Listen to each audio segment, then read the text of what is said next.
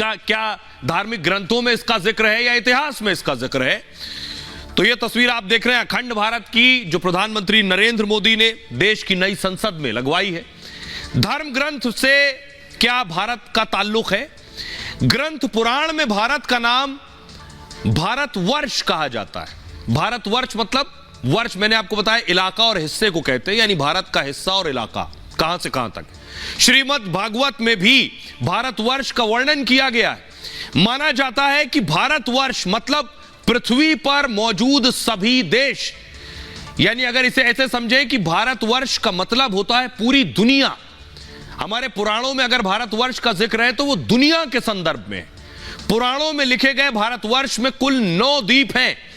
मौजूदा भारत जो है ये जम्बू द्वीप का हिस्सा है, जो मैंने आपको बताया जम्बू द्वीप भी कहते हैं। विष्णु पुराण, अग्नि पुराण, ब्रह्मांड पुराण और लिंग पुराण में, मार्कंडेय पुराण, वायु पुराण, मत्स्य पुराण में भी भारतवर्ष लिखा है, जिसका संदर्भ पूरी दुनिया से है। अब इतिहास की बात करते हैं। इतिहासकार भारत का नाम भरत से जोड़ते हैं। भारत के नामकरण का रिश्ता 3 भरत से जोड़ा जाता है। सबसे पहले ऋषभ देव के पुत्र भरत। भरत चक्रवर्ती प्रथम तीर्थंकर ऋषभ देव के बड़े बेटे थे। जैन पुराणों के अनुसार वो चक्रवर्ती सम्राट थे। चक्रवर्ती सम्राट मतलब दुनिया पर एक छत्र राज करने वाला, ऐसे सम्राट थे भरत। और इसे मूव कीजिए प्लीज। कहते हैं उन्हीं के नाम पर देश का नाम भारत पड़ गया। दूसरे भरत कौन? राजा दशरथ के पुत्र भी भरत हुए।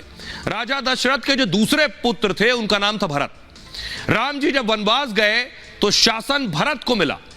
राजगद्दी संभालने के बाद भरत ने शासन को आगे बढ़ाया और माना जाता है भरत के नाम पर भारत का नाम पड़ा। तीसरे भरत कौन?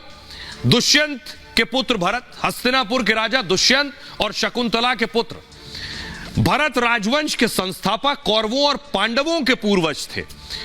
ऋषि कर्णव ने दुष्यंत शकुंतला के बेटे भरत को आशीर्वाद दिया था कि कहा भरत चक्रवर्ती सम्राट बनेंगे, उनके नाम पर राज्य भारत प्रसिद्ध होगा। राजा भरत ने पूरे भारत को जीतकर संगठित किया था, जिसे भारतवर्ष नाम दिया गया, जिससे भारत नाम पड़ा। ऋग्वेद की शाखा ऐतरेय ब्राह्मण में जिक्र है, लिखा है भरत ने चारों दिशाओं को जीतने के बाद अश्वमेध यज्ञ किया, जिसकी वजह से उनके राज्य का नाम भारतवर्ष पड़ा। ये अलग अलग मान्यताएं हैं जो वेदों और पुराणों में मिलती